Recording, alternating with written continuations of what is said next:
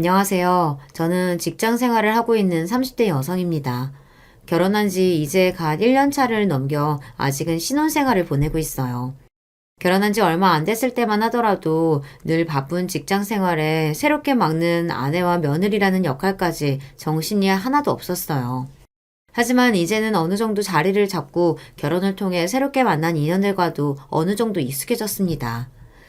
남편과는 연애 시절부터 대화도 많이 하고 정서적으로나 사고방식이 공통점이 많아서 통하는 부분이 참 많았어요.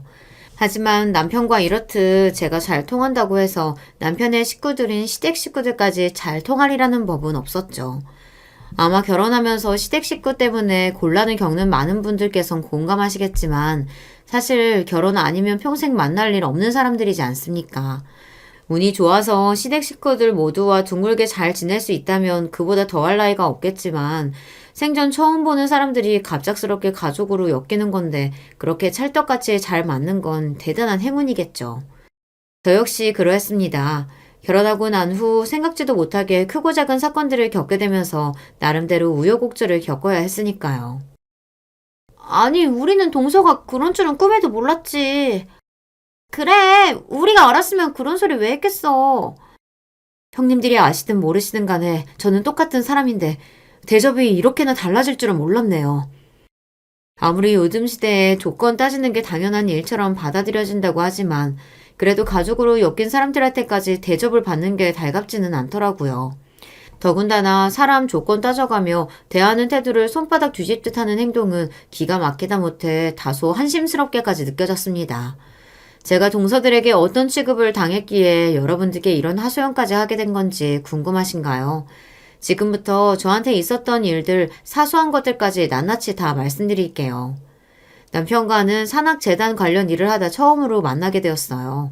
저도 그렇고 남편도 그렇고 공부를 제법 깊게 했다면 깊게 한 편이었고, 당시에는 지금의 직장이 아닌 교육 관련 일을 하고 있었기에 직업적인 접점도 있는 편이었습니다. 처음 만났을 때부터 이성적으로 접근했던 건 아니었으나 어쨌든 간에 인간적으로도 가치관이 이렇게 잘 통하는 사람을 만나기는 쉽지 않은 일이었기 때문에 쉽게 남편과 가까워질 수 있었죠. 국내에 들어오고 난 후 간만에 만나는 마음이 통하는 사람이었기 때문에 더더욱 남편에게 끌렸던 것 같습니다. 여기까지 말하면 짐작을 하셨겠지만 제가 외국 생활을 제법 오래 했습니다. 20대의 거의 대부분을 미국에서 보냈다고 보시면 될 거예요. 고등학교 마치고 학원 문제로 미국에 건너간 뒤 인턴 생활과 석사까지 쭉 그곳에서 마쳤습니다. 미국에서 한국 들어오는 비행기 값이 한두 푼도 아니고 제가 그렇다고 대단한 부잣집딸도 아니었기 때문에 그 기간 동안 쉽게 한국에 들어오기 어려웠습니다. 집에 유학을 한 가족이 있거나 혹은 본인이 유학생 경험이 있으시다면 아시겠지만 이거 참 돈이 여간 들어가는 일이 아니에요.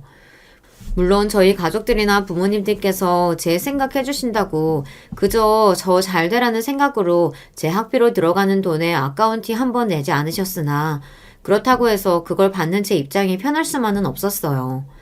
집안에 형제가 저 하나뿐인 것도 아니었고 저를 제외하더라도 대학 다녀야 할 동생도 있었으니까요. 거기다 다른 유럽 등지의 대학이 비교적 학비가 저렴한 것에 비해 아직까지 영미권 대학은 학비가 굉장히 높은 편입니다. 거기다 학교 입학만 한다고 전부가 아니에요. 한국에서는 대입시험인 수능에서 좋은 점수를 얻어 대학에 입학하기까지가 참 힘들지 않습니까? 그래도 좋은 학교 한번 들어가고 나면 어지간히 학점 관리를 엉망으로 하거나 사고를 치지 않으면 졸업하는 게 입학만큼 어려운 편은 아니잖아요. 그런데 미국 대학은 입학보다 졸업이 훨씬 어려워요. 물론 입학도 쉬운 건 아닙니다만 좋은 학교 입학했다고 들떠서 학업에 소홀하고 놀러 다니기만 했다가는 번번이 졸업 허가를 받지 못해 대학 졸업장 따기가 결코 수월하지 않습니다. 실제로 제 주변에서도 결국 졸업장을 따지 못하고 수료에 그친 사례도 여러 번 본 적 있어요. 뭐 그런 친구들이야 그래도 본토에서 생활하는 친구들이고 집안도 빵빵한 편이니 먹고 사는데 별 문제는 없겠지만 가뜩이나 연고도 없는 곳에 홀로 건너온 유학생 입장에서는 안 될 말이었습니다. 어떻게든 이 학교 무사히 졸업해서 좋은 직장 잡아 취업해 안정적인 생활을 할 수 있도록 노력해야만 했습니다. 그거 하나 생각해서 이역만리 떠난 딸 자식 뒷바라지에 여념이 없는 가족들을 생각하면 더더욱 그랬죠. 그럼에도 불구하고 비싼 물가에 돈 들어갈 일은 천지였고 열심히 대학 생활하는 와중에도 방학마다 인턴십 프로그램 등에 참가하며 돈 모으는 일을 게을리하지 않았습니다. 그렇게라도 해야 간신히 학교 다니면서라도 부족하지 않을 정도의 생활을 할 수 있었어요. 학비야 어떻게든 부모님이 피땀 흘려 보내주신 돈으로 해결한다고 쳐도 차마 학비 이외에 들어가는 돈까지 다 바랄 수는 없었습니다. 저도 염치가 있지 국내 사립대에 서너 배는 되는 학비 받아 챙기면서 다른 것까지 요구할 수는 없었어요. 애초에 제가 욕심을 부리지 않았더라면 미국까지 와서 공부하는 일도 없었을 테고요. 비록 비교적 편하게 대학 생활하는 다른 친구들을 보면 부러운 마음이 올라오는 것까지는 어쩔 수 없었으나 아무리 어린 날의 선택이었다 한들 제 스스로의 선택에 대한 책임을 저도 어느 정도는 져야 한다고 생각했으니까요. 그래도 일과 학업을 병행해가며 그 누구에게도 부끄럽지 않을 정도로 열심히 살았던 탓에 무난하게 졸업에 성공할 수 있었어요. 중간중간 방학에 인턴십 다녔던 회사들에도 제가 좋은 인상을 줬던 건지 졸업 학기에 스카우트 제의도 여러 받았습니다. 그 중에서 가장 좋은 조건을 제시해준 회사에 졸업과 동시에 입사를 하게 되었기에 제 미국 생활은 생각보다 더 길어지게 되었습니다. 이왕 외국에서 학교 나온 김에 현지에서의 경력을 쌓아두면 나중에 한국에 귀국해서라도 좋은 스펙이 될 수 있을 거라는 생각에서였습니다. 그러다 보니 저의 귀국은 차일피일 미뤄지고 있었어요. 물론 저 나름대로는 이곳에서 열심히 생활해서 어느 정도 삶의 기틀을 마련하고 자리를 잡았다고 생각했지만 애초에 대학을 졸업하면 좋은 일자리 잡아 귀국하고 싶었던 게 제 마음이었어요. 직접 경험해본 유학생활이나 미국에서의 삶이 만족스럽지 않은 것은 아니었지만 처음부터 돌아갈 곳은 한국이라고 생각하고 있다 보니 이렇듯 점점 한국으로 돌아가는 일이 요원해지는 것이 조금 힘들게 느껴지더라고요.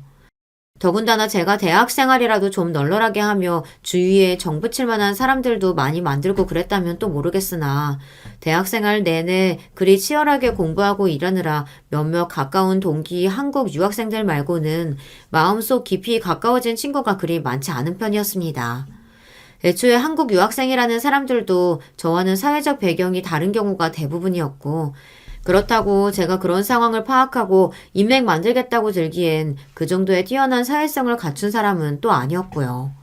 물론 성격이 둥글둥글하고 조용한 편이다 보니 학교 다니는 내내 다른 사람들과 크게 잡음 일으키지 않으며 두루두루 잘 지내긴 했습니다만 완전히 마음을 열 정도로 사람을 깊이 사귀기는 쉽지 않았습니다. 몇 안 되는 가까운 친구들도 이런 제 성격을 너그럽게 이해해주고 처음부터 제게 먼저 다가와준 친구들이었어요. 그 고마운 친구들 덕분에 외국 생활에 어려움을 겪을 때마다 많은 마음의 위로를 받았습니다. 하지만 제 마음속 뿌리 깊이 내려앉은 외로움까지 달래주기란 어려운 일이었겠죠. 미국에서의 생활이 길어질수록 그리고 내가 이곳에서 이방인이라는 사실을 실감하면 실감할수록 한국에 두고 온 가족들이 무척이나 그리웠습니다. 어쩌다 집안에 큰 행사가 생겨서 몇 년에 한 번 정도 짧게 한국에 들어갔던 것을 빼면 그리 그리운 마음에도 만날 수 없는 가족들이었어요. 제가 20살 넘어 30 가까이 되어 한국에 귀국할 때까지 한국에 머무른 시간을 다 합쳐봤자 채 한 달이 되지 않을 거예요. 고국과 가족에 대한 갈증이 커질 수밖에 없었죠. 하지만 그렇다고 해서 쉽사리 한국행을 결정할 수는 없었습니다. 제가 이곳에서 대학을 나와 자리를 잡은 것은 저의 노력 덕분이기도 하지만 저희 집 형편에 버거울 정도의 학비임에도 불구하고 끝내 딸자식의 날개를 꺾지 않기 위해 묵묵히 지원해주신 부모님과 가족들의 덕이기도 했습니다. 저 졸업시키겠다고 온 가족이 그렇게 고생을 했는데 적어도 부모님 보시기에 남 부끄럽지 않은 누가 봐도 자랑할 만한 안정적이고 탄탄한 직장을 잡지 않는 이상 경솔하게 한국행을 결정하지 않으리라 다짐하고 있었으니까요. 사실 저희 학교가 이름값이 제법 있다 보니 국내에서 취업 자체가 힘든 건 아니었습니다. 물론 회사마다 요구하는 바가 다르고 스펙이 높을수록 일자리가 많지는 않은 편이다 보니 자리가 한정적이긴 했지만 어찌되었든 들어가는 것 자체는 그렇게 힘든 편이 아니었어요. 문제는 취업하고 난 후 얼마나 버틸 수 있느냐 하는 거였죠. 먼저 귀국한 친구들 중에서 제법 괜찮은 자리에 취업한 경우가 더러 있었습니다. 하지만 그중 절반 이상이 채 2년도 채우지 못하고 이직을 준비하더군요. 업무 자체의 어려움은 둘째 치더라도 입사 후에 주변의 견제가 만만치 않았다고 합니다. 아무리 요새 블라인드 심사니 뭐니 해서 학연, 지연, 혈연 고려하지 않고 인재를 채용하려고 노력한다고는 하지만 그래도 기업 문화라는 게 그렇지 않습니까? 결국은 서로 엮인 인원들끼리 밀어주고 끌어주고 해가며 자리를 채우는 경우가 많은데 그런 사람들 입장에서 보기에 자기들하고 아무 연고도 없으면서 갑자기 외국에 있다가 튀어나온 저희 같은 사람들을 보는 시선이 그리 곱지 않았겠죠. 정정당당하게 따질 거 다 따져서 입사했음에도 불구하고 그런 따가운 눈총을 받지 않기가 어려웠습니다. 자기들 입장에서는 당연히 자기들 자리가 될 줄 알았던 걸 저희 같은 유학생 출신들이 체각이라도 한 것처럼 텃세를 부리는 경우도 심심치 않다고 들었어요. 원래 일이 힘든 건 견딘다고 해도 사람이 힘든 걸 못 견뎌서 회사 그만두는 경우가 많지 않습니까? 뭐 저희도 마찬가지였던 거죠. 저희 딴에는 잘못한 거 하나 없이 저희 인생 열심히 살아서 정정당당하게 들어갔는데 그리 사람이 못 견딜 정도로 몰아세우니 억울하고 괘씸하다는 생각을 지우기 어려웠고요. 내 보기에는 나보다 훨씬 못하는 인간들이 국내에서 줄 좀 잡았다는 이유로 나와 같은 혹은 나보다 더 좋은 대우를 받는 꼴을 못 보는 게 속이 부글부글 끓기도 했겠죠. 하여튼 이러저러한 이유로 국내에 돌아가더라도 한 직장에 진득하니 오래 머무르기가 쉽지 않은 것 같더라고요. 이런 이야기를 여러 번 접하다 보니 한국행을 결심하기가 더더욱 어려워졌습니다. 확실한 자리가 아니고서야 섣불리 움직일 일이 아니라고 생각했죠. 그렇게 한 해, 두 해 지내던 것이 거의 30이 될 때까지 미국 땅에서 벗어날 수 없었던 겁니다. 대학 생활까지 합치면 벌써 10년 가까이 국내에 들어가지 못하고 있었어요. 학교 다닐 때도 그랬지만 가족 하나 없는 곳에서 그 치열한 직장 생활하면서 심신은 날이 가도록 달아갔습니다. 물론 어디든 밥 벌어먹고 살기 쉽지 않습니다만 미국에서는 한국만큼도 노동자의 권리가 보장되어 있지 않은 편이에요. 철저하게 성과주의로 돌아가기 때문에 얼마 전까지 높은 급여를 받던 사람도 한번 삐끗하면 한국보다 훨씬 쉽게 해고되는 경우도 많았습니다. 그야말로 무한 경쟁 사회였어요. 애초에 타고난 성격 자체가 경쟁에 그리 맞지 않은 편이었던 저에게는 더더욱 견디기 힘든 상황이었습니다. 다들 그렇게 사니까 그런 줄 알고 산 거지. 안 그랬으면 얼마 버티지 못하고 나가 떨어졌을 거예요. 그렇게 삭막한 생활에 건조해져 가고 있을 즈음 오랜만에 한국 측에서 들어온 스카우트 제의는 제게 있어 반가운 일일 수밖에 없었습니다. 물론 그럼에도 불구하고 이 제안이 나를 한국에서 제대로 뿌리내리고 살 수 있게 해줄 수 있을지 철저하게 따져봐야 하긴 했지만 당장이라도 덥석 물고 한국에 돌아가고 싶은 마음이었어요. 그 정도로 한계까지 내몰려 있는 상황이었거든요. 경쟁사회에서 밀려나지 않으려고 밤낮 없이 노력한 탓에 어느 정도 돈은 모을 수 있었으나 돈을 모아봤자 쓸 시간조차 없었습니다. 처음 이곳으로 떠나올 때는 잘 배우고 좋은 스펙 쌓아 돌아가서 좋은 데 취직해 나 학교 보낸다고 고생하신 우리 엄마 아빠 호강시켜드리고 나도 조금은 삶의 여유를 누리며 살아가고 싶었다는 생각뿐이었는데 처음에 생각했던 제 목표와는 너무나도 동떨어진 생활을 하고 있었습니다. 다행히도 제게 스카우트 제의를 해주신 제 한국에서의 첫 직장의 복리후생이 제법 괜찮았습니다. 이만하면 최상급은 아니라고 하더라도 귀국한 지 얼마 되지도 않아 지쳐 나가 떨어지지는 않겠다는 결론에 주저없이 한국으로 돌아가는 짐을 쌌습니다. 그래도 근 10여 년을 생활한 미국이었는데 한국으로 돌아간다고 생각하니 크게 아쉬움도 남지 않더라고요. 미국은 저를 이만큼 성장시켜준 고마운 곳이기도 하지만 결국 제가 평생을 머무를 수 있는 곳이라고 생각하지는 않았던 것 같습니다. 그렇게 미국을 떠나 그토록 그리워했던 제 가족의 품으로 다시 돌아올 수 있게 되었어요.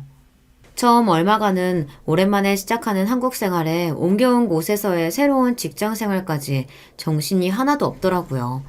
어디나 일하는 곳 쉽지 않다는 건 알고 있었으나 그래도 한국의 직장 생활과 기업 문화는 또 미국하고는 다르더라고요.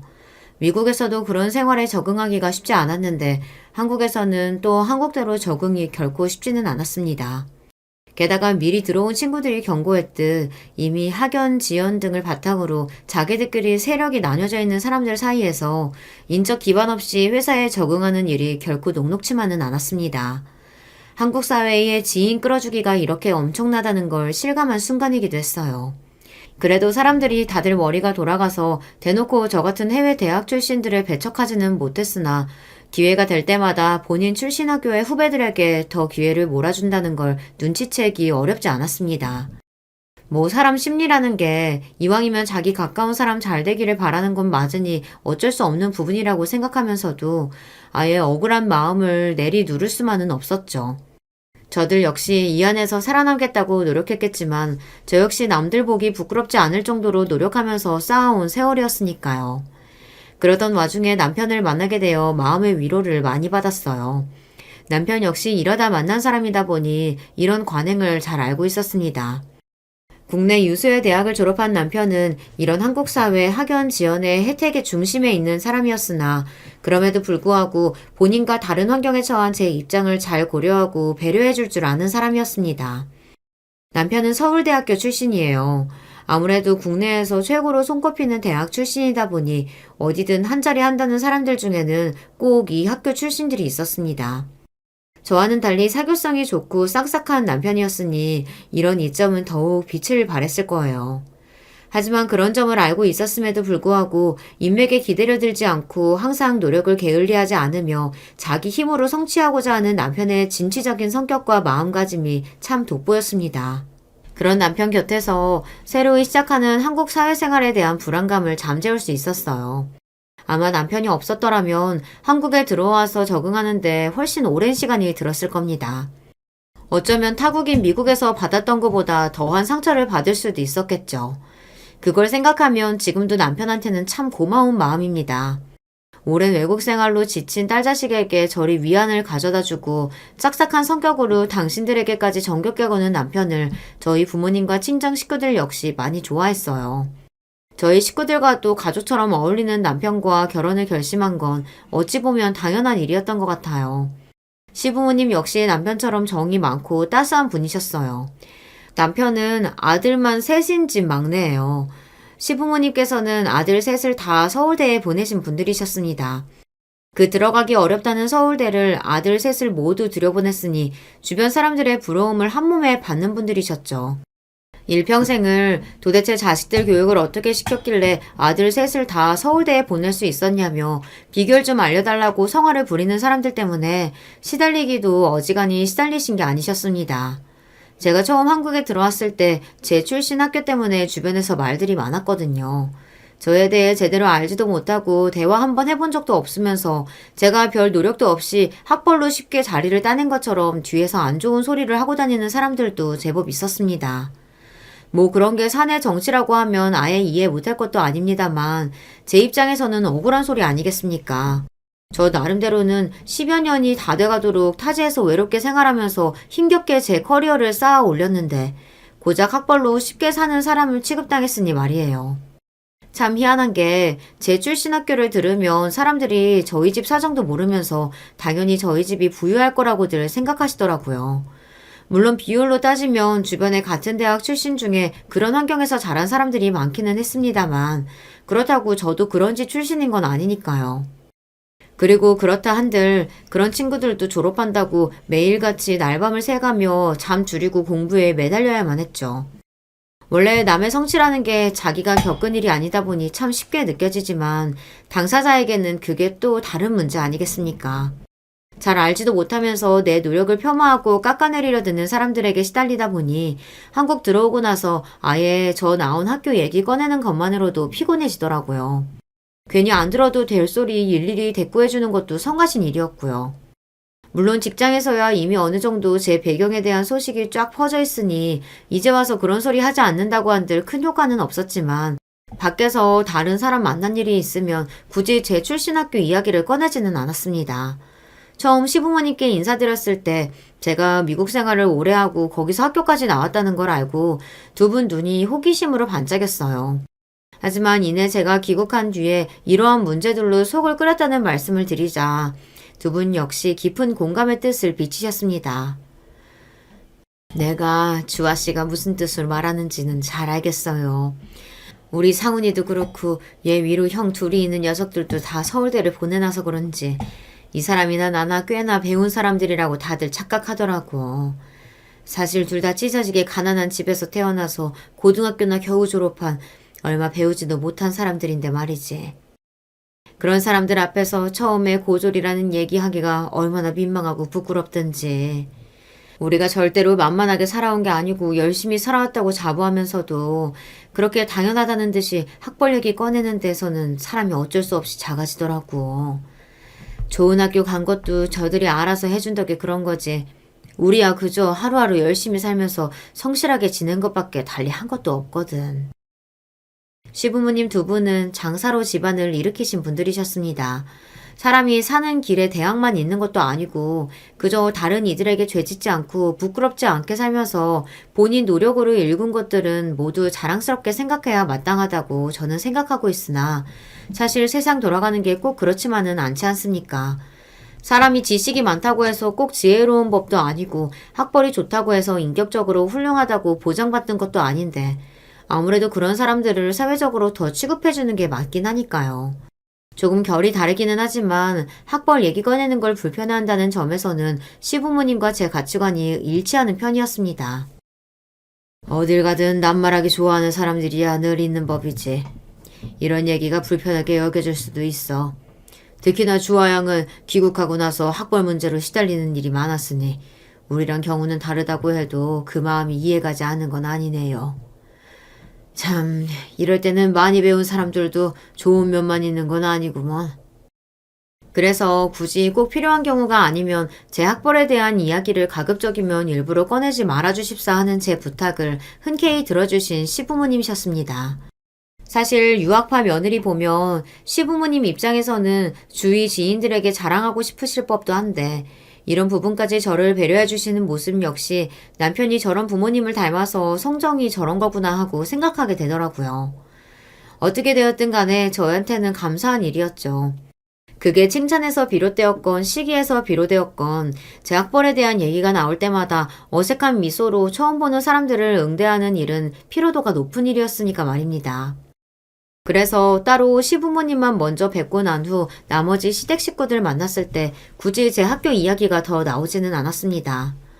온 가족이 함께 모이는 자리 이전에 막내 동생 새색시대 아가씨가 궁금하다는 성화에 우선 남편의 두 형님들, 즉 제 아주버님들과 먼저 대면하게 되었습니다.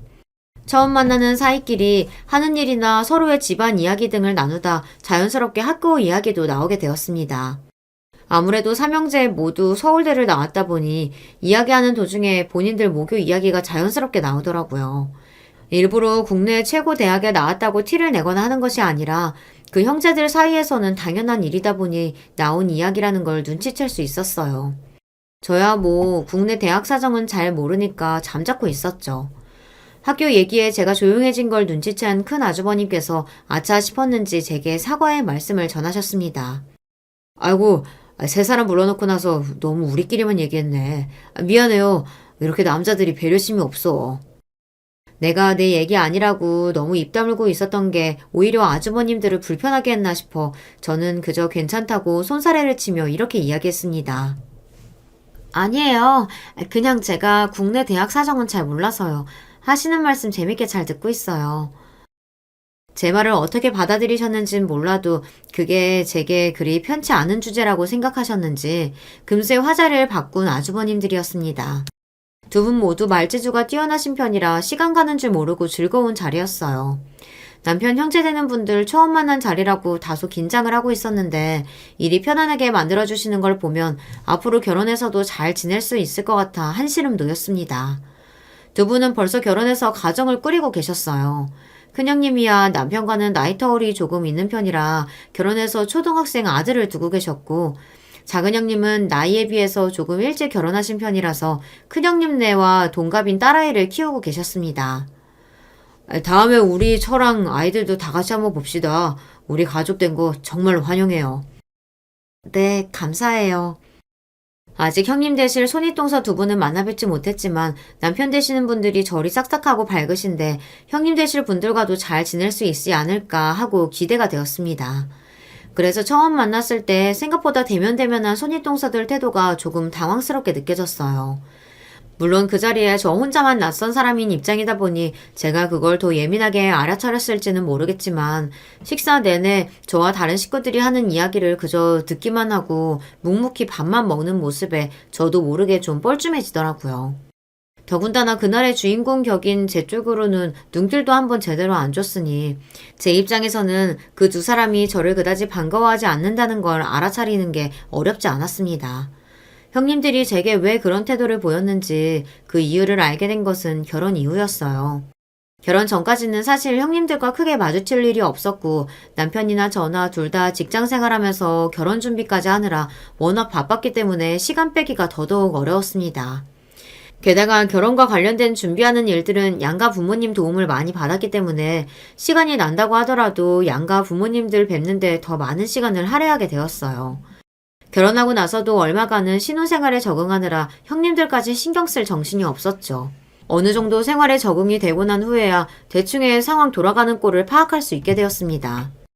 그날은 둘째 아주머님 부부가 부부 동반 모임에 참석한다고 시조카인 영지를 저희 부부에게 맡기신 날이었어요. 마침 주말이기도 했고 결혼 이후에 아직은 어색한 사이였던 시조카와 조금은 가까워질 수 있지 않을까 하는 기대에 흔쾌히 아이를 봐드리기로 했습니다. 그렇게 저희 집으로 온 아이는 책가방이 빵빵하도록 책을 짊어지고 왔습니다. 주말임에도 불구하고 쉴 새 없이 학원이며 학교 숙제가 잔뜩 쌓여 있어서 새 식구가 된 작은엄마에게 쑥스러워 기어들어가는 목소리로 겨우 인사만 하고 고개를 받고 공부만 하는 아이였습니다. 그래도 주말인데 아직 중학생도 되지 않은 아이가 저 많은 숙제에 파묻혀서 쉬지도 못하고 있는 걸 보니 마음이 좀 안 좋더라고요. 요즘 애들 학원 가지 않으면 친구들하고 어울리기도 어렵다는 얘기 정도야 들어서 알고 있었습니다만 그래도 저건 좀 과하다 싶었어요. 남편도 오랜만에 조카와 놀아줄 생각에 은근히 기대하고 있다가 아이가 훌쩍은 표정으로 문제집만 들이입다 풀어대고 있으니 조금 당황스러워 보였습니다. 그래서 잠시라도 쉬게 만들어주고 싶어 아이 좋아할 만한 간식을 내어주며 조심스럽게 물었어요. 영지야, 평소에도 숙제가 이렇게 많아? 네, 그래도 오늘 여기 오려고 어제 밤늦게까지 숙제 많이 해서 오늘은 별로 많은 편 아니에요. 삼촌집까지 와서 책만 들여다보고 있는 저를 책망하는 줄 알았는지 아이가 풀이 죽어 기어 들어가는 소리로 말했습니다. 괜히 애 신경 쓰게 하는 건가 싶어 서둘러 말했어요. 괜찮아. 벌써부터 이렇게 열심히 공부하는 거 보니까 기특해서 그래. 그럼 삼촌이랑 숙모랑 같이 남은 거 얼른 풀고 재밌는 거 하고 놀까? 그제야 아이 표정이 좀 풀어지더라고요. 양쪽에 삼촌과 숙모가 붙어 앉아 공부를 도와주니 의욕이 샘솟는 듯 했습니다. 그렇게 아이 숙제를 도와주고 일부러 아이 온다고 구비한 보드게임을 하며 즐거운 시간을 보냈습니다.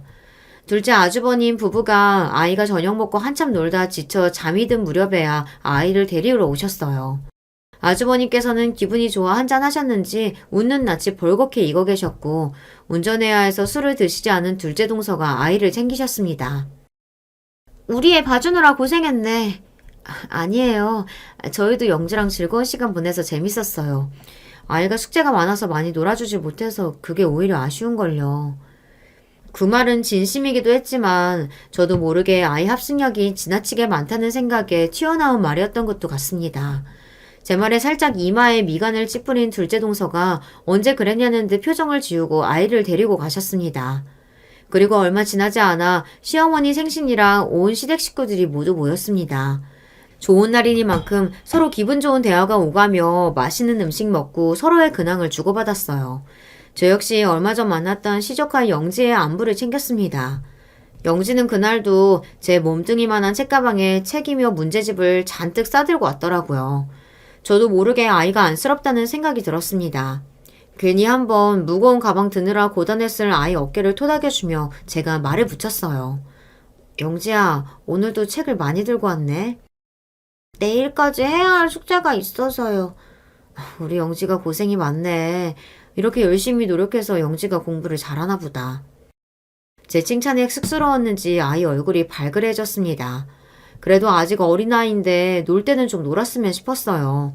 저도 공부를 꽤나 했던 학생이었지만 공부에 대한 능률을 길게 끌고 가려면 풀어줄 땐 또 잘 풀어주는 게 훨씬 효과가 있었거든요. 하지만 제가 그 아이 부모도 아니고 부모님이 엄연히 계시는데 아이 교육 문제에 이러쿵저러쿵 말을 못하는 건 실례되는 일이라는 걸 알았기에 저는 말하지 않고 아이 머리만 쓰다듬어 주었습니다.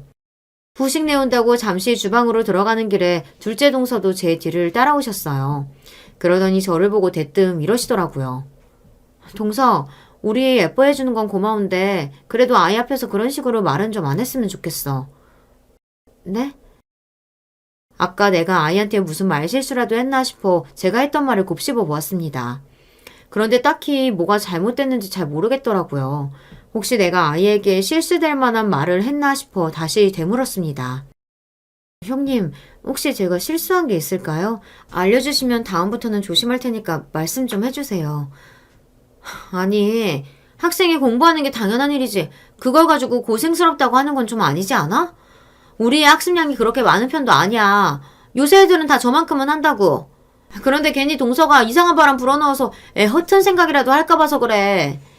지금도 저기서 더 놀리고 싶은 걸 조절하고 있는 중인데 그렇게 공부 너무 많이 한다는 식으로 했다가 애가 깨라도 부리면 골치 아파지는 건 내 쪽이라고.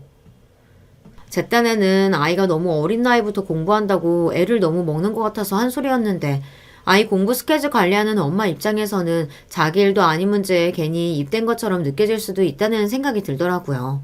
물론 그럴 의도는 아니었습니다만 상대방이 그렇게 느꼈다고 하면 조심해야 하는 게 맞다고 생각했어요. 그래서 답했습니다. 죄송해요, 형님. 제 딴에는 영지가 너무 애쓰는 것 같아서 안쓰러워서 한 말이었는데 제가 자세한 사정도 모르면서 너무 쉽게 말했던 것 같아요. 앞으로는 신경 쓸게요. 그래. 뭐 그렇게 얘기해주니 더 할 말은 없네. 동서야 모르겠지만 원래 대학 가서 사람 구실하려면 지금부터 공부의 길을 들여놓는 게 참 중요하다고. 동서가 경험해본 일이 아니라서 잘 몰라서 그런 거라고. 이번에는 그냥 넘어갈게. 앞으로는 신경 좀 써줘. 그러고는 밖으로 쏙 나가버리는 둘째 동서였습니다. 갑작스레 들어온 뜻밖의 말에 저는 어안이 벙벙해졌어요. 아니, 저도 고등학교 때까지는 치열하다는 대한민국 교육을 경험해봤고, 비록 국내 대학은 아니라 하더라도 외국에서 대학 생활도 질리도록 해봤고요. 이런 문제에 완전히 문외한인 것처럼 취급하는 것도 모자라 조금은 무시당한 기분이 들어 기분이 찜찜했지만, 이렇게까지 생각하는 건 내가 너무 과하게 해석한 건가 싶어 애써 떨떠름한 기분을 떨쳐내려 노력했습니다. 시댁에 모이는 일이 잦아질수록 저를 대하는 두 동서들의 태도가 더욱 확실하게 느껴졌습니다. 동서들이 붙어있을 때마다 단연 가장 많이 나오는 주제는 역시 아이들 교육 문제였어요.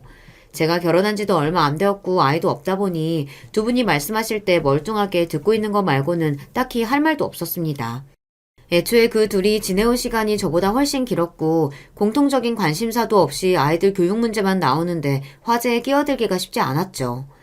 은근히 그 둘이 저를 따돌리는 기분이 들었으나 설마 나하고 무슨 척질 일이 있는 것도 아닌데 일부러 그러기야 하겠나 생각했어요. 아, 너무 우리들끼리 떠들었네.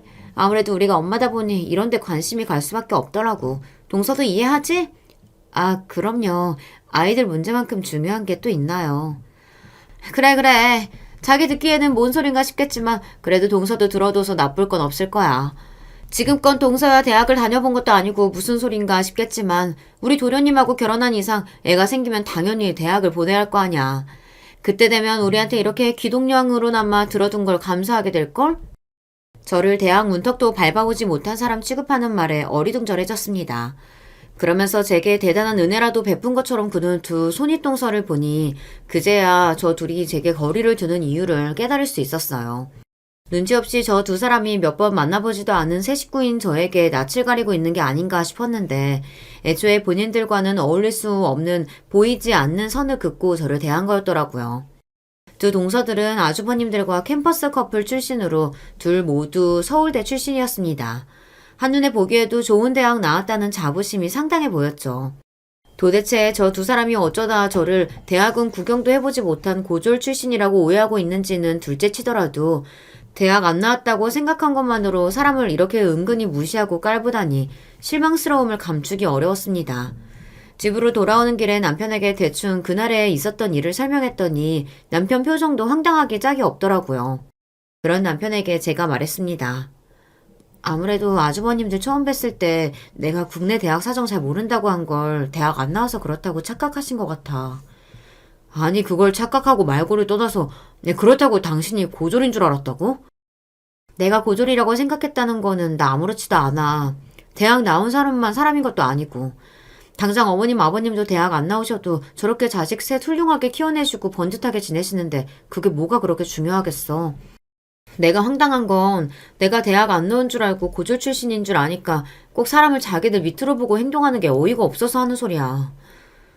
아휴, 형수님들 애들한테 벌써부터 너 제대로 안 하면 좋은 대학 못 간다고 닥달하시는 거 보고 조금 과하신 거 아닌가 싶었더니 당신한테까지 그런 식으로 구셨단 말이야. 남편 역시 제 형수님들에 대한 실망감이 뚜렷해 보였습니다. 제가 동서들에게 그런 취급을 받은 걸 저보다 더 기분 나빠하는 남편이었어요. 다음에 형수님들 뵈면 내가 똑바로 해명할게. 나 참 어이가 없어서. 당신 어느 대학 나왔는지 알면 두 분 표정이 아주 볼만할 거야. 됐어. 그거 보고 나 대하는 태도 변하면 그건 그거대로 또 기분 나빠. 어차피 나 학교 나온 걸로 이래저래 말 나오는 거 별로 달갑지도 않고 그 두 분이 오해하신다고 해서 내가 진짜 고졸이 되는 것도 아닌데 뭐. 이미 실망스러워서 그런지 해명을 할 생각도 들지 않는 저였습니다. 그리고 해명이라는 말도 참 웃기지 않나요? 자기들 임의대로 해석해서 멋대로 받아들인 사실만 가지고 그럴 일도 아닌 걸 가지고 사람을 이리 대해놓고 사실대로 얘기한들 무슨 소용이 있을까 싶었습니다. 어차피 그런 마음가짐으로 앞으로 잘해준다면 내가 진심으로 마음에 들어서 하는 행동도 아닌데 그런 식으로 아무 일 없었다는 듯 잘 지내는 것도 찜찜한 기분이었고요. 그렇게 말하는 저를 보고 남편 표정이 염려스러웠으나 괜한 말할 거 없다고 다시 한번 남편에게 당부하고는 저도 그렇게 넘어가기로 작정했어요. 하지만 신경 쓰지 않으려고 했던 생각에도 불구하고 제 앞에서 두 분의 학벌 타령은 점점 더해져만 갔습니다. 동서, 지금 와서 좀 늦기는 했지만 그래도 도련님도 서울대 출신인데 지금이라도 사이버 대학이라도 들어가는 거 어때? 그래. 나중에 애 낳아봐. 아빠는 서울대 나왔는데 엄마는 대학 문턱도 못 밟아봤다 그러면 애가 얼마나 창피하겠어? 다 동서 생각해서 하는 소리야. 인생 선배들 말 가볍게 듣지 말고. 배울 거 하나 없는 사람이 인생 선배를 자처하는 게 기가 찼습니다. 처음에는 눈치라도 좀 보다 점점 다른 식구들 있는 앞에서까지 말을 못 가리는 동서들이었습니다. 입이 방정인 제 아내 대신 아주버님들 사과를 받는 일도 잦았죠. 재수씨, 내가 미안해요. 내가 그렇게 단속을 하는데도 점점 더 말을 가루할 줄도 모르고. 내가 정말 재수씨랑 우리 상훈이 볼 면목이 없어. 아주버님들이 먼저 제안해주신 동서들과의 미국 여행을 마지못해 받아들인 것 역시 동서들 때문이 아니라 아주버님들 때문이었습니다. 내가 성과급 명목으로 미국 여행 상품권을 받았는데 요새 업무가 하도 바빠서 시간 빼기가 어렵더라고. 가서 구경도 잘하고 콧바람도 좀 쐬고 하면서 기분 좀 풀고 와요, 재수씨. 미국 여행에 한두 푼 드는 것도 아니고 제게 미안한 마음에 어떻게든 동서들 간의 사이를 풀어보려고 저리 애쓰시는데 거절하기도 참 그렇더라고요. 이미 제 형수들하는 태도에 성이 날 대로 난 남편은 그마저도 곱깝지 않게 봤지만요. 당신 괜히 형들 때문에 억지로 괜히 참아줄 필요 없어. 나중에 뒷수습 내가 다 해줄 테니까 너 어떤 소리 하거든 봐주지 말고 할 말 시원하게 다 해. 알았지? 남편까지 저리 든든하게 지원을 해주는데 까짓거 못 갈 것도 없겠다 싶었습니다. 그렇게 여행날이 되었어요. 저들 둘이서 뭐가 그리 신나는지 깨르륵 웃으며 붙어가는 동서들 뒤를 따라 터덜터덜 걸어갔습니다. 미국으로 들어가는 출입국 심사대 앞에서 대놓고 들으란 식으로 저를 조롱하는 동서들이었어요. 저 앞에서 통과는 제대로 할 수 있을까? 미국은 출입국 심사도 쉽지 않은데 영어 못해서 붙잡히면 얼마나 창피한 일이야. 설마 아무리 배운 게 없어도 그 정도 공부야 해왔겠죠. 혹시나 했는데 역시나였습니다. 무난하게 출입국 심사대를 통과한 저를 보고 의외라는 듯한 동서들 표정을 빤히 쳐다보았어요. 이대로 제가 여기서 망신이라도 당하고 붙잡혔으면 저를 기다리지도 않고 저들끼리 가버리고도 남을 인간들이었어요. 공항 입구를 나서자마자 동서들이 하는 소리는 더더욱 가관이었습니다. 그래도 어떻게 이미그레이션은 통과했네. 나는 저기서 동서 잡힐까봐 어찌나 걱정이었는지 몰라. 동서, 고졸이라서 영어 못하지? 대꾸할 가치도 없어 가만히 있는 저를 보고 둘째 동서가 이죽거렸습니다. 지금 손윗동서가 말씀하시는데 태도가 그게 뭐야? 여기가 한국인 줄 알아? 동서, 영어 한마디 제대로 하지도 못하면서 여기서 우리가 떨고 가면 어쩌려고 이딴 식으로 굴어? 똑바로 해. 제대로 안 하면 여기다 그냥 확 버리고 간다. 듣자 하니 정말이지 더는 못 들어주겠더라고요. 미리 예약한 우버가 도착하자마자 그것들 뒤도 안 돌아보고 앞자리에 턱 올라타서는 유창한 영어로 운전자에게 목적지를 내질러 버렸습니다. 거침없는 제 행동에 다소 당황한 동서들이 우물쭈물거리다 자기들 트렁크를 넣고는 영문을 모르고 뒷자리에 올라탔어요. 동서, 도대체 뭐라고 한 거야? 지금 어디 가는 거야? 입 다물고 있어요. 미국 와본 적도 없다면서 내가 떨구고 가면 어쩌려고. 한껏 비아냥거리는 제 말에 황당함을 감추지 못하는 동서들이었어요. 제가 얌전하게 대해줄 때는 끝이 모르고 기어오르더니 말 한번 싸하게 내뱉었다고 당황함을 감추지 못하는 꼴을 보자 역시 별것도 아닌 것들이 사람 봐가며 발 뻗는다 싶더라고요. 그렇게 차는 이윽고 목적지에 도착했습니다. 여긴 왜 왔어? 우리 호텔은 어쩌고? 아니, 여기 아무나 들어갈 수 있는 거야? 촌스럽기 짝이 없는 태도로 쭈뼛거리는 그것들에게 혀를 차며 제가 어깨를 활짝 펴고 소리쳤습니다. 지금 아니면 형님들 주제에는 평생 못 오지 싶어서 제가 한번 모시고 왔어요. 여기가 내 모교입니다. 네, 제가 동서들을 데리고 온 곳은 제가 졸업한 학교인 바로 하버드대였습니다. 그동안은 워낙 제 대학 생활이 쉽지 않고 또 힘든 타지 생활로 그리 아름다운 추억으로만 남아있지 않았던 곳이었으나 생각지도 못한 제 말에 턱이 빠지도록 경악한 저 한심한 두 여자 꼴을 보니 속이 다 시원해지더라고요. 내가 이 학교 나온 것을 이렇게 유치하게 자랑하게 되는 날이 올 줄은 정말 생각도 못했습니다.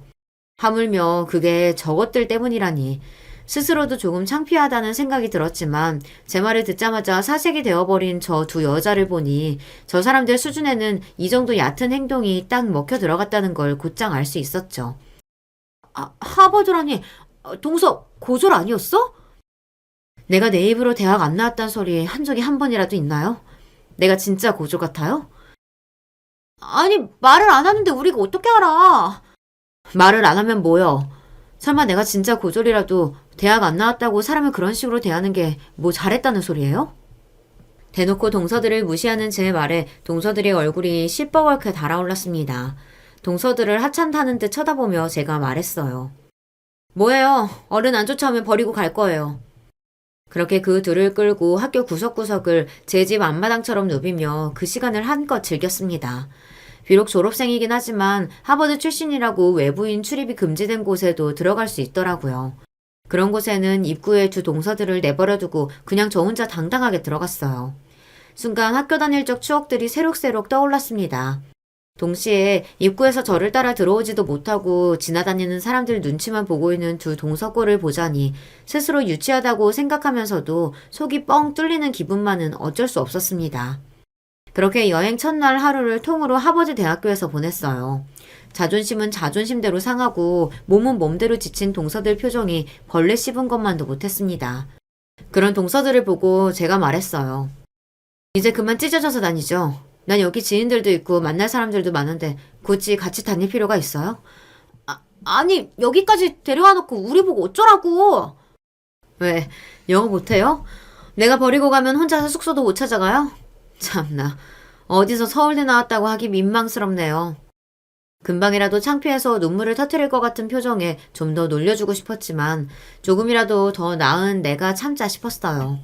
그렇게 그 둘을 남겨두고 남은 미국 여행 기간 동안 정작 미국 살면서 사느라 치여서 못 즐겨본 것들도 즐기고 좋은 구경 다 실컷 하며 한국으로 돌아왔습니다. 비행기에서 내리자마자 동서들 만행을 낱낱이 실토했기에 시댁은 그야말로 초토화가 되었습니다.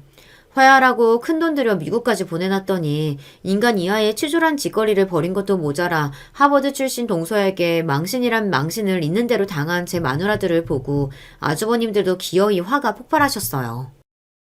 도대체 당신은 생각이 있어 없어? 이게 무슨 망신이야? 당신 수준이 이것밖에 안 되는 여자였어? 번데기 앞에서 주름 잡는 것도 정도가 있지. 그간 재수씨가 당신 하는 걸 보고 얼마나 우스웠겠어? 재수씨가 당신 미국에 안 버리고 온 것만으로도 감사히 생각해. 아마 동서들도 살면서 그렇게 큰 수치심을 겪어본 적은 없었을 겁니다. 창피해서 얼굴이 터질 것 같다면서도 대꾸 한마디 못하는 꼴을 보니 그간 쌓인 채증이 확 풀리는 기분이었어요. 더 볼 것도 없이 그 이후로 손윗동서들이 제게 기어오르는 일은 두 번 다시 없었습니다.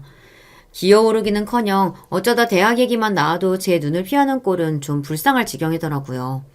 당신들 인생의 가장 큰 자부심이 학벌이었을 테니 제 앞에서는 평생 저리 쪼그라져 살겠죠. 전에 없이 유치한 일을 벌이기는 했습니다만 알터니가 빠진 심정이니 이만하면 잘 정리되었다 싶어요. 사람 참 각양각색이라고 하지만 살다 보니 정말이지 별일이 다 있어요. 이렇게 두 손이 동서들과의 갈등은 잘 마무리되었습니다. 이야기 들어주신 여러분 정말 감사드려요. 안녕하세요. 아이 둘 키우는 엄마입니다. 자식 키우는 것이 보통 일이 아니지만 그래도 눈에 넣어도 하나도 아프지 않을 이 아이들이 조금씩 커가는 모습을 보는 것이 부모로서 인생의 가장 큰 즐거움이겠죠. 그런데 이런 예쁜 아이들이 자라면서 험한 일을 겪는다면 부모의 마음이 당연히 찢어지겠죠. 게다가 아이가 겪었던 그 일을 그 당시 바로가 아니라 시간이 한참 지나서야 알게 되면 아이들에 대한 미안함은 물론 아이들에게 미리 더 집중하지 못했던 스스로를 무척이나 탓하게 된답니다. 아직은 무슨 이야기인지 잘 모르시겠죠? 지금부터 차근히 그 이야기를 풀어나가 보겠습니다. 저는 일만 하고 사느라 비교적 늦은 33살의 나이에 결혼했습니다. 요즘 치고는 그렇게 늦은 나이도 아니지만 그때까지만 해도 노처녀가 드디어 시집 간다면서 친정에서는 다들 환호성을 질렀습니다. 시어머니는 나이 많은 저를 그다지 달가워하지 않았고 어렵게 승낙받은 결혼식이 끝나기가 무섭게 나이가 많으니 얼른 아이를 가지라는 시어머니의 성화에 시달려야 했습니다. 하지만 저희 부부가 아이를 가지기 위해서 정말 많은 노력을 했지만 아이가 잘 들어서지 않았어요. 시어머니는 전통적인 사고방식을 가진 분이라 그런지 아이가 들어서지 않는 것이 은근슬쩍 여자인 저에게 문제가 있는 것처럼 한 번씩 제 속을 긁어 놓으셨습니다. 우리 때는 아들 못 낳으면 쫓겨나는 일이 다반사였는데 세상이 참 좋아졌지 뭐냐? 요새는 아예 작정하고 애 안 낳고 사는 사람들도 많다고 하니 말세야 말세. 시어머니의 이런 말은 겉으로는 애를 안 낳고 사는 딩크족을 욕하는 말 같지만 사실은 아직 애를 낳지 못한 저를 겨냥해서 한 말이었습니다. 그러고 있자면 저희보다 늦게 결혼했음에도 이미 아이를 낳은 손아래 동서가 시어머니가 말리는 척하면서 끼어들곤 했습니다. 어머님, 요새는 어디 가서 그런 말씀하시면 큰일 나요. 애 안 낳고 사는 것도 권리라면서 얼마나 당당한데요. 그쵸, 형님? 저는 오히려 형님네가 부러워요. 아휴, 준영이는 이제 태어난 지 5개월이라 그런지 어찌나 손이 많이 가는지 아세요? 저희도 그냥 딩크족으로 살 걸 그랬어요. 저는 사실 시어머니보다 동서의 말이 더 얄미웠습니다. 저희가 안 나오려고 안 나온 것도 아니고 무던히도 노력하는데 안 되는 거 뻔히 알면서도 은근슬쩍 자기는 애 있다는 걸 과시하면서 약 올리는 그 말이 아주 거슬렸거든요. 시댁의 이런 분위기는 계속해서 저에게 스트레스를 주었고 난임에도 스트레스가 더욱 안 좋은 영향을 미치기에 그로 인해 아이는 더 안 들어서고 그렇게 계속 임신이 되지 않으니 다시 스트레스가 쌓이고 정말이지 끊이지 않는 악순환의 연속이었습니다. 게다가 남편은 저보다도 5살이 연하였기 때문에 젊고 팔팔한 남편보다는 당연히 늦게 결혼한 저에게 문제가 있는 것처럼 형성되는 분위기가 정말 싫었습니다.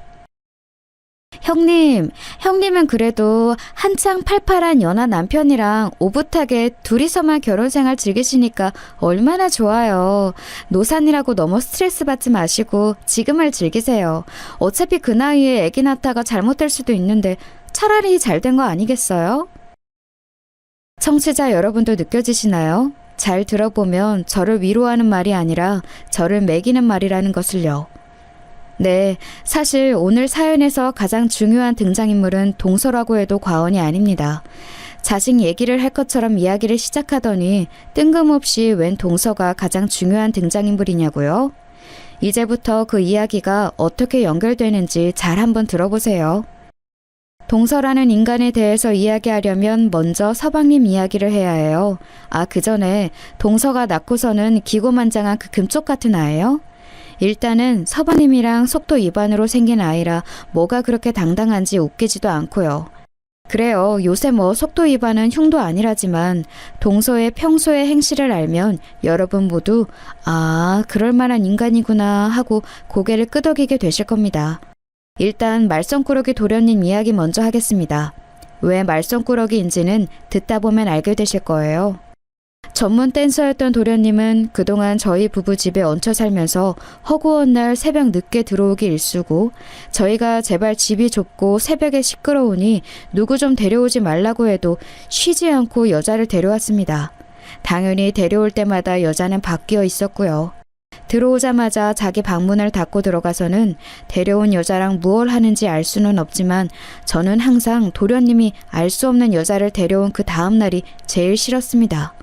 데려오는 여자들이 하나같이 양아치 같고 염치 없는 것들 뿐이었거든요.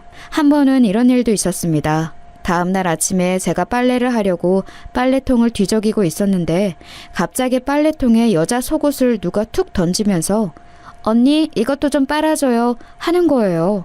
제가 깜짝 놀라서 고개를 들어서 보니 온몸에 문신을 치렁치렁 뒤감은 기집애 하나가 발가벗고서는 자기 속옷을 제게 던진 거였어요.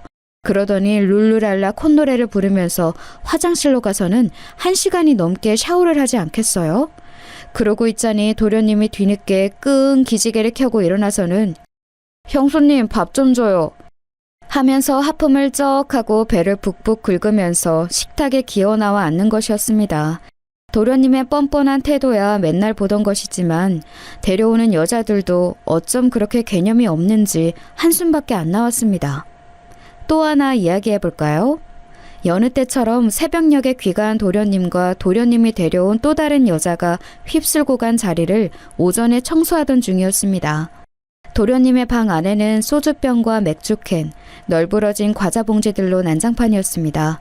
한숨 푹푹 쉬면서 그것들을 치우고 나서 다음으로 화장실을 청소하러 들어갔습니다.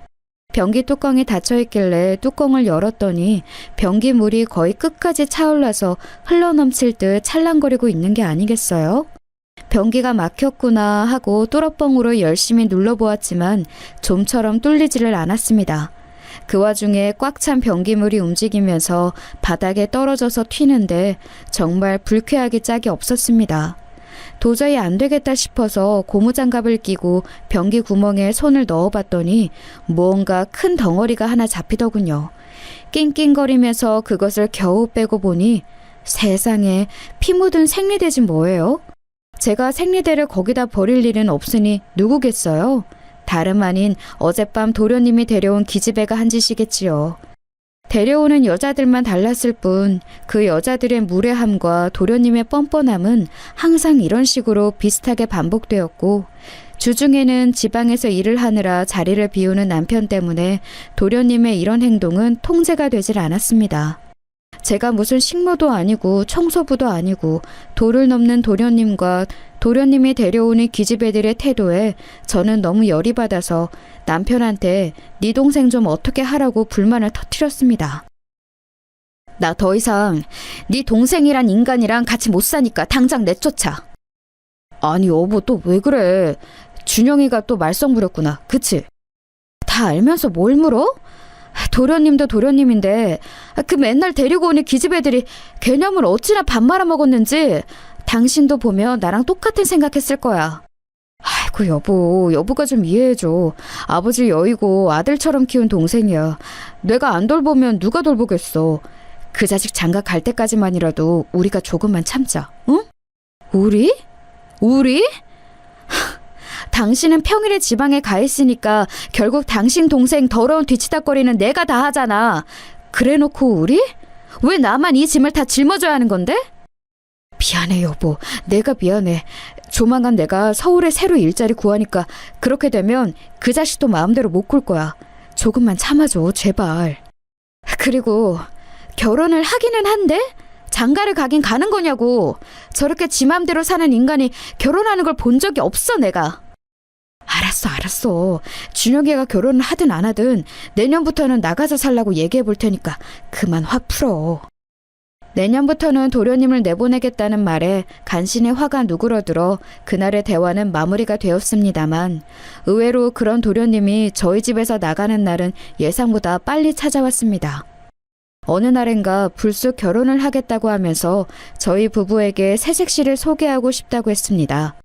저희 부부는 모두 깜짝 놀랐습니다. 자유로운 영혼 그 자체인 도련님이 결혼을 하다니 무엇보다 이제 이 집에서 나가게 되다니 저는 겉으로는 티를 안 냈지만 속으로는 쾌재를 불렀습니다. 엄마한테 소개하기 전에 먼저 형이랑 형수님한테 소개하고 싶어. 형수님은 집에 한번 보신 적 있을 거예요. 아무튼 이번 주말에 인사 온다니까 예쁘게 좀 봐줘. 도련님의 그 말을 듣는 게 좀 느낌이 쌓였습니다. 제가 전에 본 적이 있다고 한다면 분명히 집에 데려온 여자들 중 한 명일 텐데 그 중에 제 마음에 드는 사람은 단 한 명도 없었거든요. 그리고 제 불길한 예감을 적중을 하고야 말았습니다. 약속한 식사 장소에 저희 부부와 도련님이 먼저 도착해 있었는데 도련님의 색시될 사람이 뒤늦게 나타났습니다. 안녕하세요. 조수진이라고 해요. 어머 언니! 안녕하세요. 저희 구면이죠. 세상에나 도련님이 결혼할 사람, 그러니까 제 동서될 사람은 바로 그 발가벗은 채로 제게 자기 속옷을 빨아달라며 툭 던지던 온몸에 문신을 치렁치렁 감은 싸가지 없는 기집애였습니다. 아, 네. 안녕하세요. 그날 빨래 고마웠어요, 언니. 빨래 엄청 잘하시던데요? 앞으로도 자주 해주실 거죠? 여러분은 초면에 손윗동서에게 앞으로 빨래 자주 해달라는 부탁을 하는 사람을 보신 적이 있나요? 거짓말 같다고요? 거짓말 하나도 안 보탠 100% 실화입니다. 제가 너무 기가 막혀서 어버버하고 있으니까 도련님이 도와준 잡시고 한마디 거들었습니다. 아, 형수님, 이 사람이 애교가 참 많죠?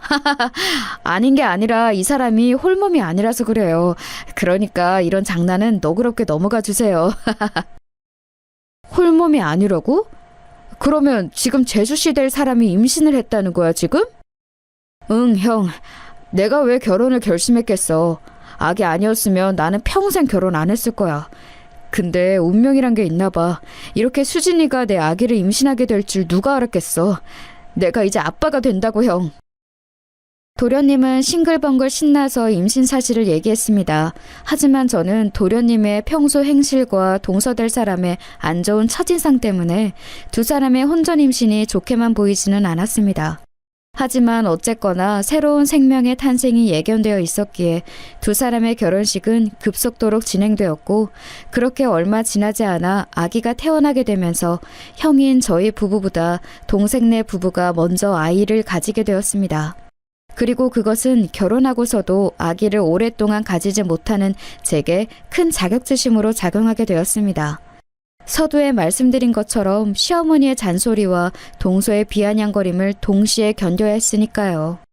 저는 무엇보다 제가 가장 싫어하는 부류의 인간이 제가 가장 갖고 싶은 것을 가지고 있다는 사실이 너무 괴로웠습니다. 가장 싫어하는 부류의 인간이란 예의라곤 찾아볼 수 없는 누가 봐도 결혼 전에 양아치처럼 살던 동서이고 가장 갖고 싶은 것은 다름 아닌 아기였습니다. 그렇게 갖고 싶었지만 저는 못 가진 아기를 제가 가장 싫어하는 인간이 가지고서 저렇게 으스대니 제 속이 남아날 리가 없었지요.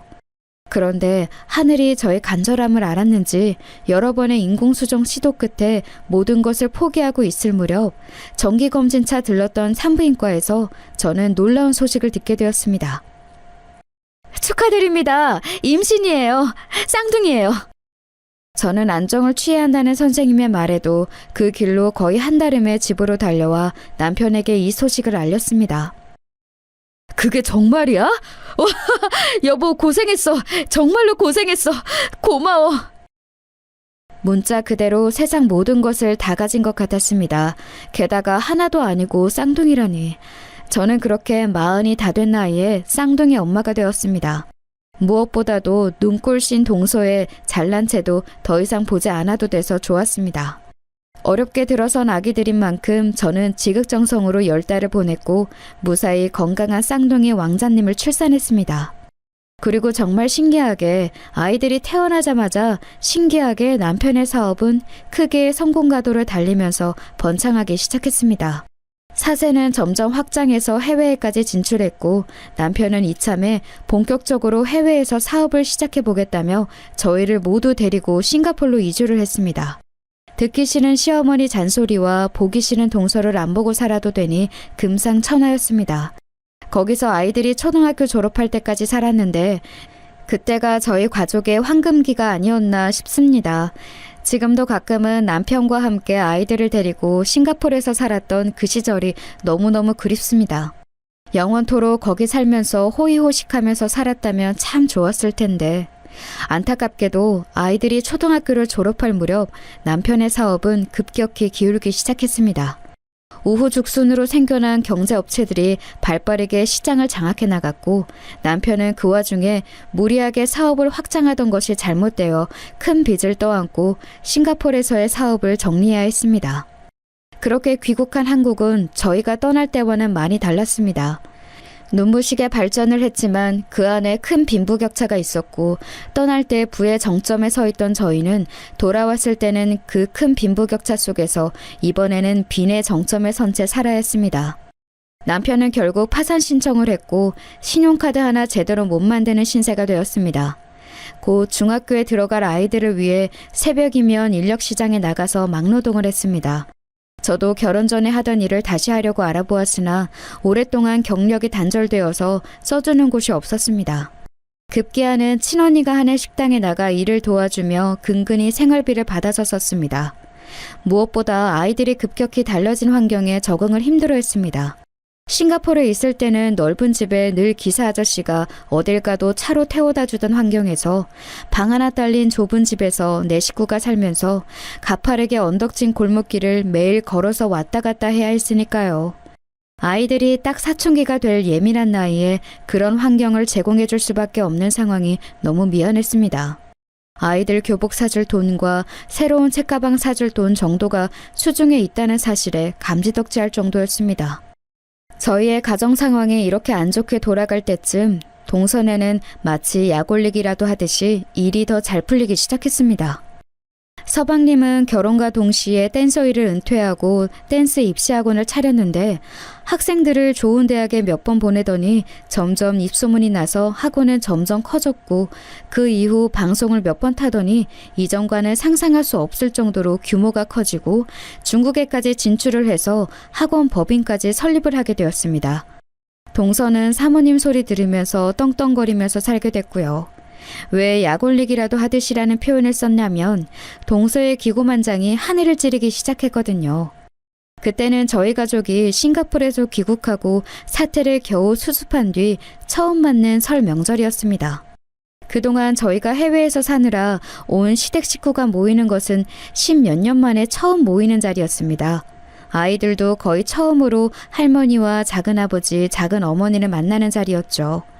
저도 조카 준영이는 아기 때 잠깐 보고 이번에 처음 보는 것이었는데 중학교 3학년이 되는 조카 준영이는 서방님과는 다르게 큰 덩치와 험상궂은 인상에 풍채 좋은 학생으로 자라 있었습니다.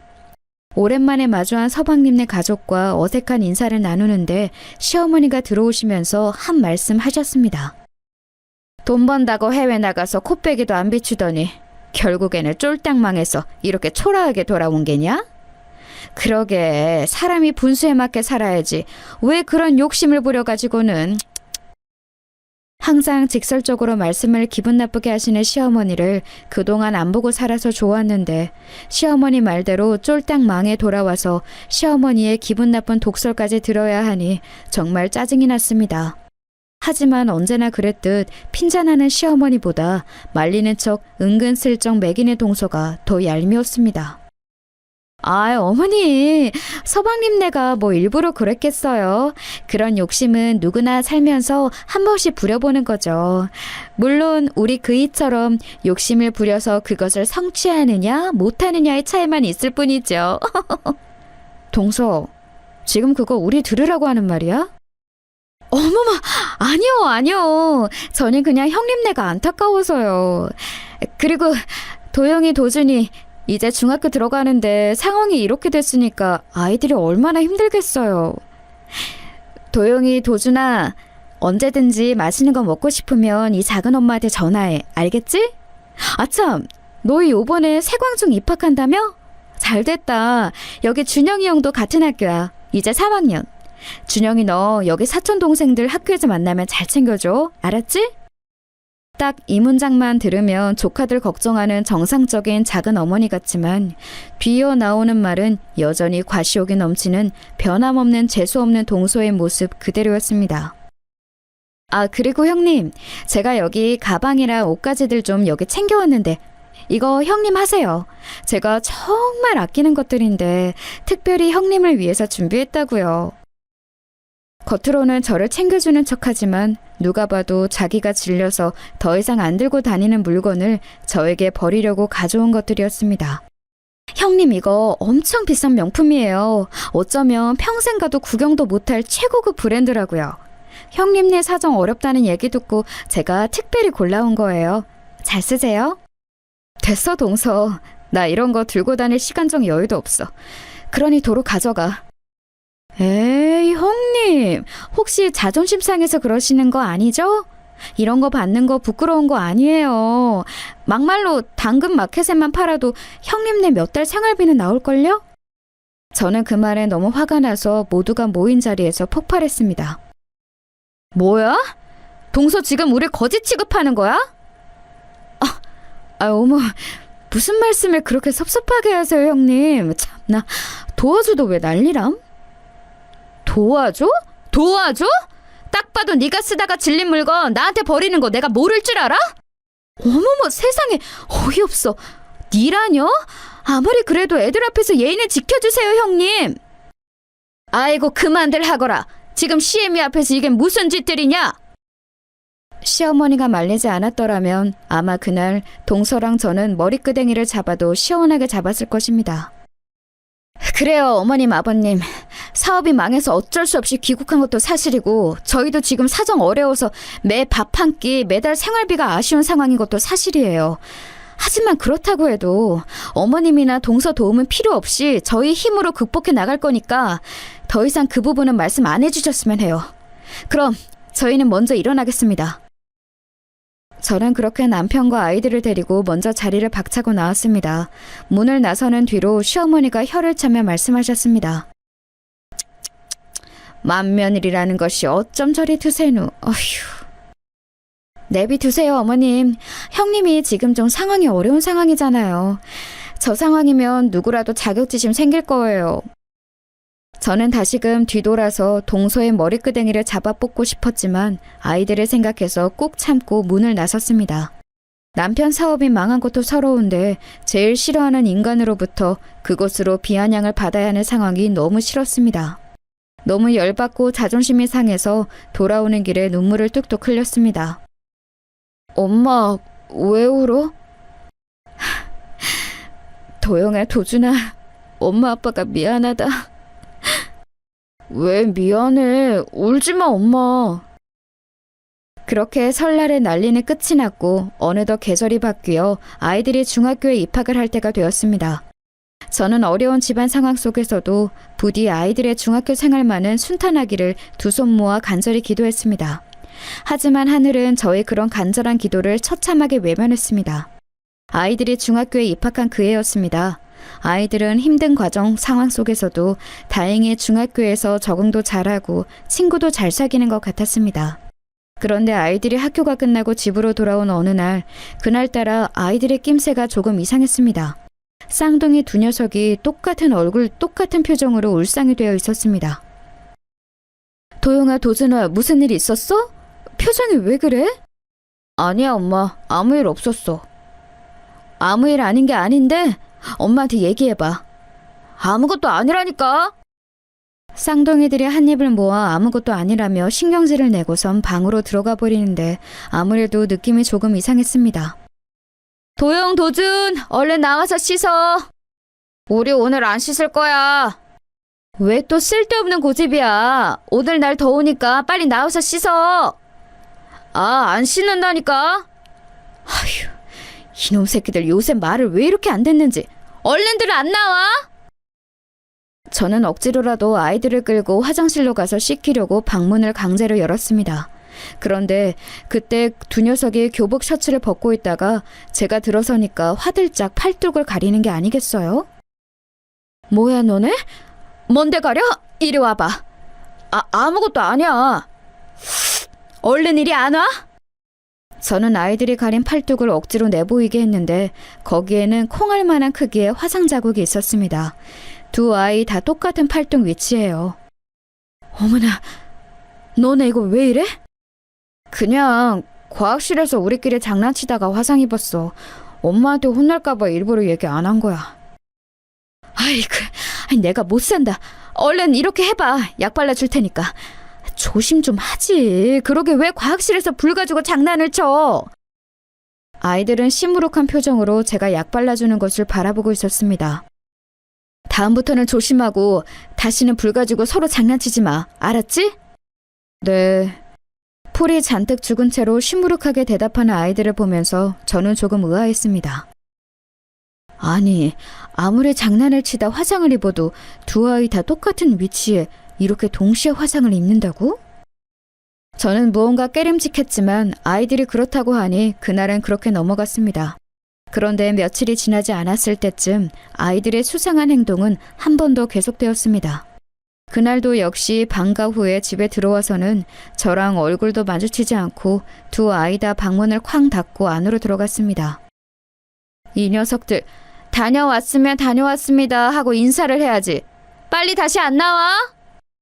아, 몰라요. 저희 그냥 내비두세요. 뭐야? 아이, 이 녀석들 정말 한번 혼날래? 저는 다시금 아이들의 방문을 다시 열었는데 아이들의 행색에 깜짝 놀랄 수밖에 없었습니다. 에그머니나, 너네 얼굴이 왜 이래? 옷은 또 왜 다 찢어졌고? 아이들의 교복은 찢어져서 만신창이가 되어 있었고 눈탱이는 밤탱이가 되고 입술은 터져 있었습니다. 이게 어떻게 된 거니? 그냥 저희끼리 싸웠어요. 별거 아니에요. 싸우긴 뭘 싸워? 너네 잘하면서 한 번도 안 싸웠잖아. 얼른 사실대로 얘기 안 해? 그게...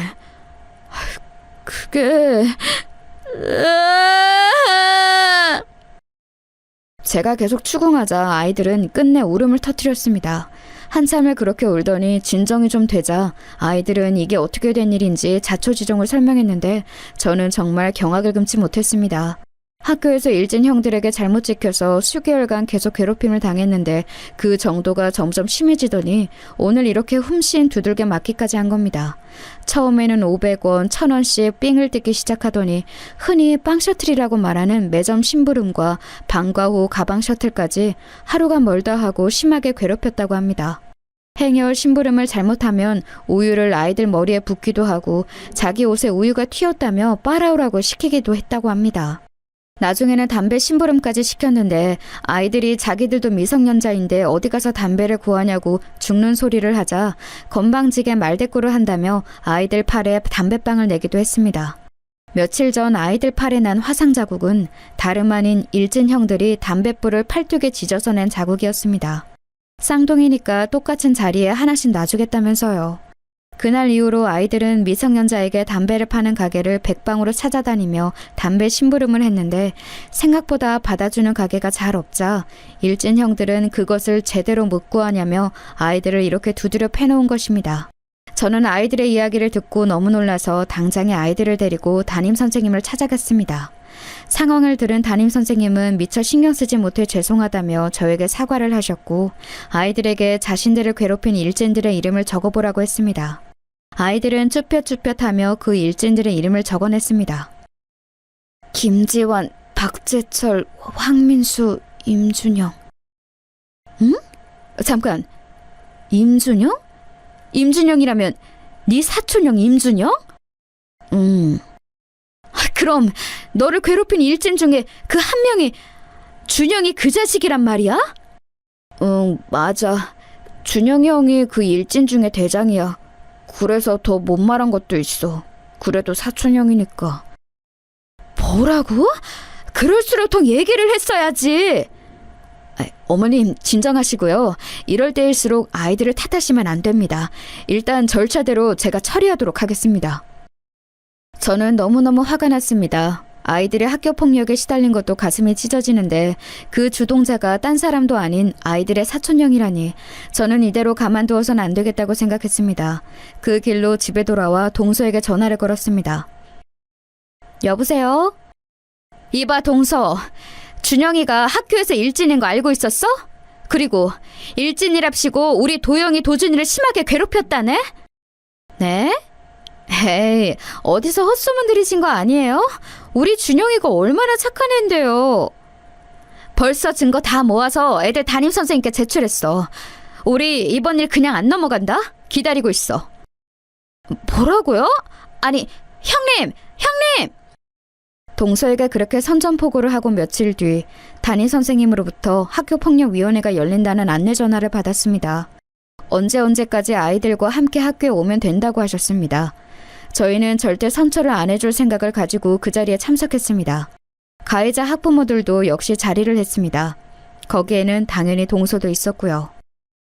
안녕하세요. 저는 이번 학교폭력위원회 위원장을 맡은 학생부장 쥐황교입니다. 먼저 이런 일로 학부모님들을 뵙게 되어 굉장히 유감스럽게 생각하게 됩니다. 전해주신 신고 내용은 꼼꼼히 잘 살펴보았습니다. 임준혁 학생의 주도로 준혁 학생의 친한 친구 몇 명과 함께 임도영, 임도준 학생을 괴롭힌 사실은 분명하게 입증이 되었습니다.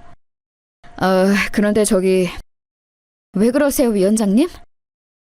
무언가를 말하기 머뭇거리는 위원장님께 제가 재촉하듯 물었습니다. 아무래도 이 사태를 주도한 준영 학생과 도영, 도준 학생의 관계가 친인척 관계에 있다 보니 이 사안을 학교폭력위원회에서 다루기보다는 개인의 가정사로 보아 동서지간에 계신 두 학부모님들께서 합의하에 원만하게 해결하시는 것이 좋을 것 같다는 의견이 나왔습니다. 뭐라고요, 위원장님? 이건 분명하게 학교폭력이라고요. 사촌 관계 여부를 떠나서 아이들이 분명하게 괴롭힘을 받았다고요. 아이들 팔에 이 담뱃불 자국 안 보이세요? 그것이 저희도 참 유감스럽습니다만 정이 그 부분이 마음에 걸리시면 친족 간의 상해죄로 따로 고소를 하심이. 이게 무슨 경우예요 도대체? 지금 학교가 할 일을 개인에게 책임을 떠넘기는 겁니까? 다시 한번 유감스럽게 생각합니다. 아무튼 이것으로 이번 학교폭력위원회는 마치는 것으로 하고 준영이 어머님과 도영, 도준이 어머님은 따로 남아서 이야기를 나누시지요. 그럼 저희는 이만. 참, 어이가 없네요. 이봐요 위원장님. 이번 일 그냥 안 넘어갑니다. 학교가 해야 할 마땅한 일을 태만하게 처리했다고 교육청에 신고하겠습니다.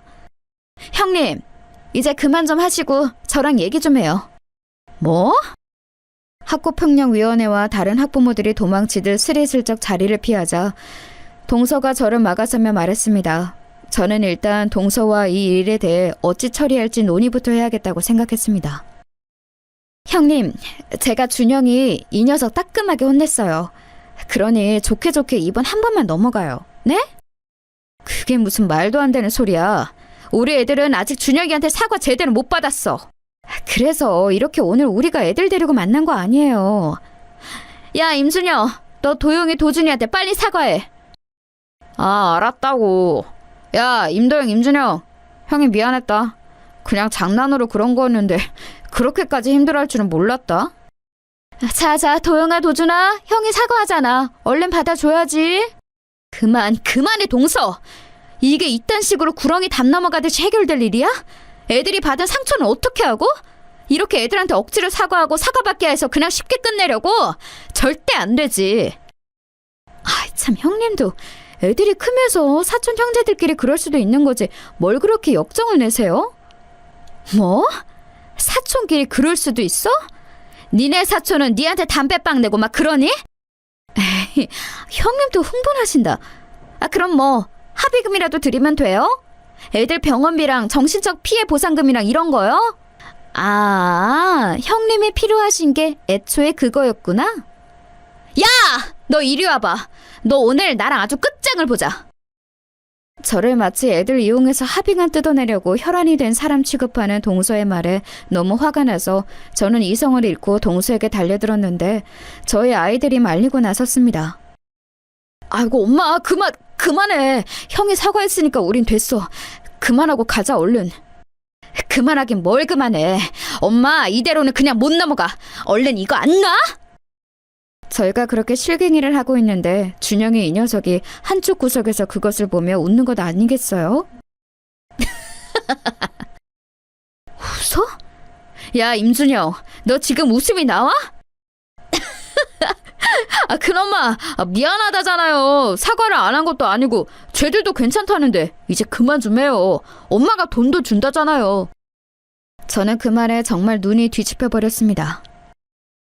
야, 너 이 새끼 일로 와! 저는 그대로 조카 녀석에게 달려들어 머리털을 쥐어뜯으며 말했습니다. 이 싸가지 없는 새끼! 뭐가 어쩌고 어째! 아이고, 큰엄마가 조카 잡네! 아이고, 엄마!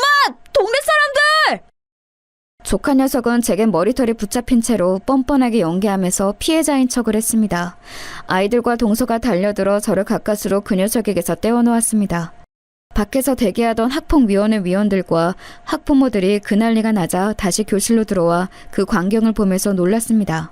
제 손에는 한 움큼 뽑힌 조카 녀석의 머리카락이 들려 있었습니다. 조카 녀석은 더더욱 크게 연기를 하며 소리를 질렀습니다. 선생님! 저 아줌마가 저 때렸어요! 저 보세요! 머리털이 이만큼 뽑혔어요! 제가 널브러진 채로 씩씩거리고 있자 위원장 선생님이 다가와서 한쪽으로 저를 부르며 말했습니다. 저 어머님, 이러시면 문제가 더 커집니다. 오히려 준영 학생 측에서 폭행죄로 걸고 넘어질 수도 있어요. 그 얘기를 듣는데 아차 싶었습니다. 제가 제 화를 못 이겨 저쪽에서 유리한 빌미를 제공했구나 생각이 들었습니다. 자자자, 아이들도 서로 사과를 했다고 하니 오늘 위원회는 이렇게 마무리 짓는 걸로 하시죠. 위원장 선생님이 얼른 사태를 수습했고 그날 위원회는 그렇게 찝찝한 채로 끝이 났습니다. 당연히 동서와 제 사이는 그 이후로 더욱 원수가 됐고요. 저는 너무 화가 났습니다. 아이들이 그런 큰일을 당했는데 아이들을 위해서 아무 일도 해줄 수 없을 뿐더러 제 실수로 조카 녀석을 처벌할 기회도 날려버렸으니까요. 그렇게 아이들은 학교폭력에 대한 상처를 제대로 수습하지도 못한 채 사건은 일단락되었습니다.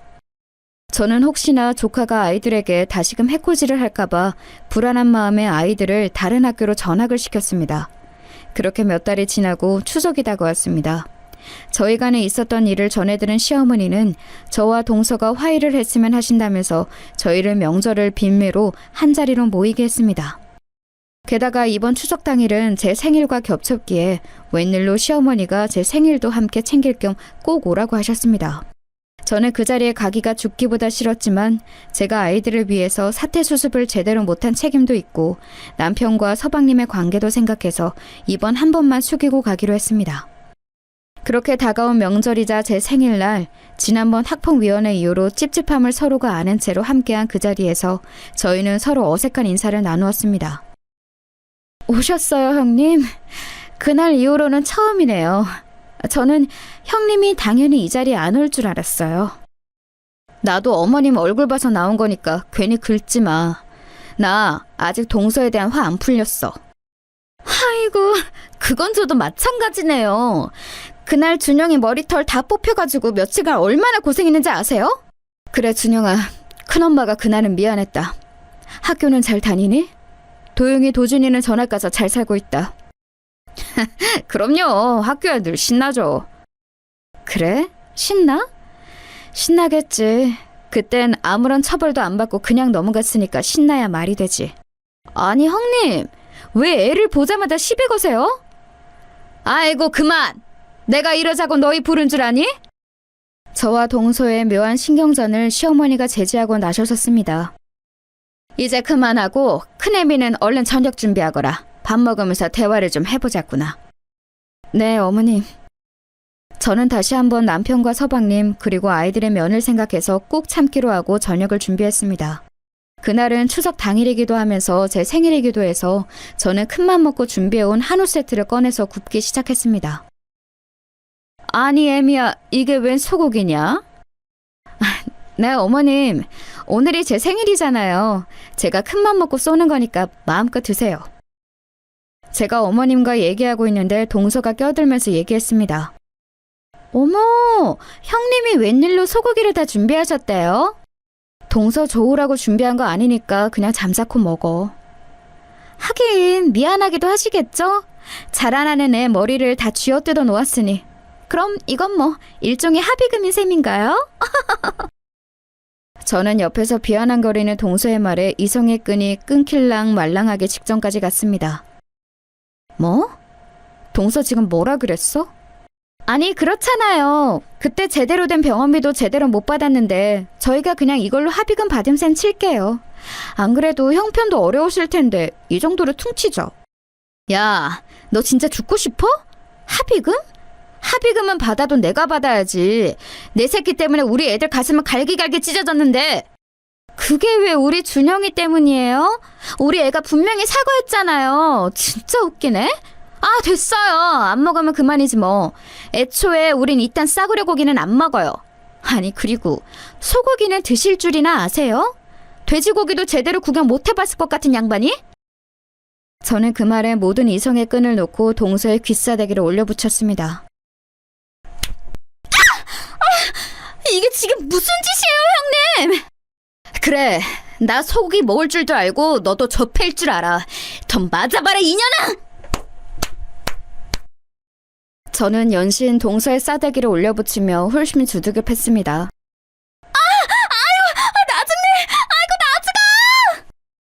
여보, 왜 이래? 엄마, 그만해! 저의 느닷없는 폭주에 가족 모두가 달려들어 저를 말렸고 그 상황을 지켜보던 서방님의 화가 머리끝까지 치밀어 올랐는지 제게 크게 화를 냈습니다. 형수님, 아무리 그래도 이건 경우가 아니죠. 안 그래도 준영이 녀석이 사과드리려고 오늘 뵙자고 한 건데 왜 애꿎은 애엄마한테 이렇게 폭력을 행사하시는 겁니까?